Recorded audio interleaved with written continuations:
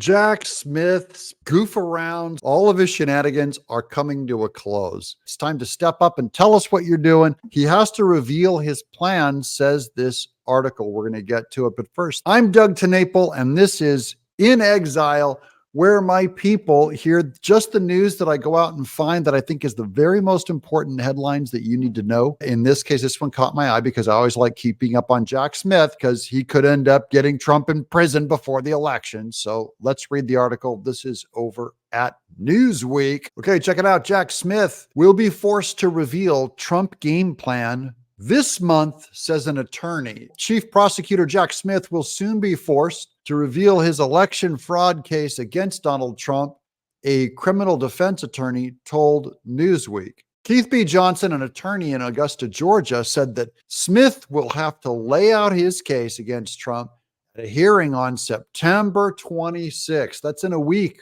little week and a half.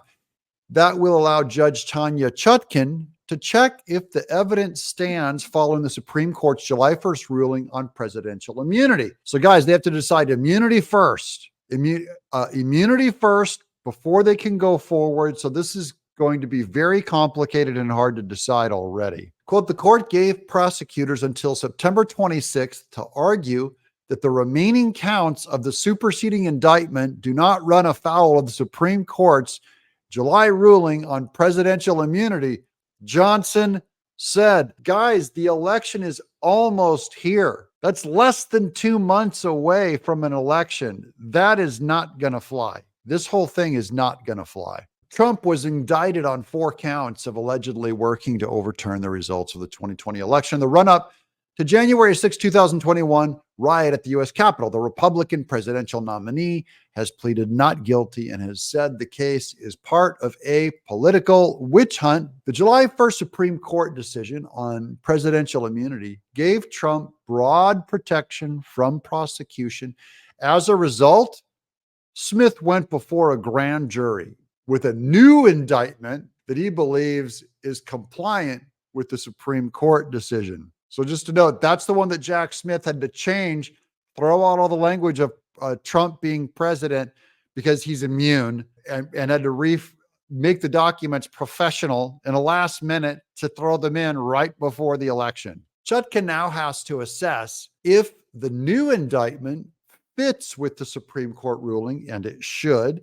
Newsweek sought email comment from Smith's office and the Trump campaign on Thursday. Johnson said it was rare for a judge to ask prosecutors for a brief on all the evidence it intends to bring to trial. Quote, the government has committed to preparing a comprehensive brief spanning all the evidence prosecutors would rely on for trial, which is rare for prosecutors to reveal pre-trial. However, it shows the importance of evidentiary hearing. He said, adding that the hearing, quote, could reveal previously undisclosed facts the government plans to use in the prosecution of former President Trump. Guys, this will greatly help Trump's defense. Quote, no one can predict the merits of what is left in the indictment until the government shows their hand on September 26th by laying out their argument for how remaining counts do not run counter to the Supreme Court's ruling on presidential immunity, unquote. The Trump legal team will have an opportunity to file a responsive brief before Judge Chutkan makes her ruling on the visibility of the government's superseding indictment against Trump. Johnson said, he added, no matter which way Chutkan rules on the immunity issue, either prosecutors or Trump will appeal. That appeal process will likely end up in the Supreme Court. He said, why are we arguing this? Guys, it's going to end up in the Supreme Court.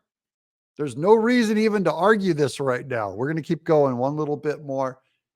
At a hearing of September 5th, Chutkan explained that she wanted a brief from Smith on the evidence in the case by September 26th. She also expressed concern that the immunity issue was causing too much delay in the case. Quote, we can all walk and chew gum at the same time, Judge Chutkan told a Trump lawyer, John Lauro, during September 5th.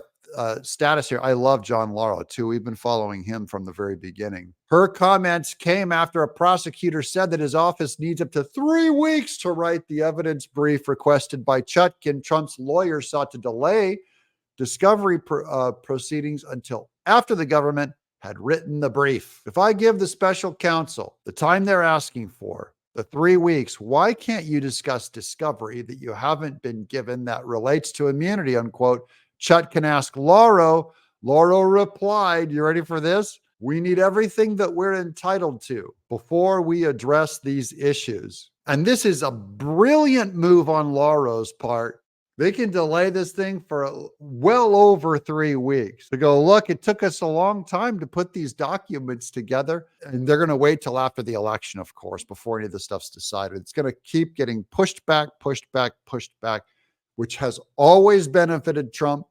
All of these cases have largely been lost and undermined because the Supreme Court's immunity ruling. Trump's on good ground. The only one we have to worry about is Merchan, who keeps pushing back, whether he's going to send Trump to jail or not. Let them keep pushing it back, and then Trump will get in office and he'll get even more immunity. I'm Doug in exile.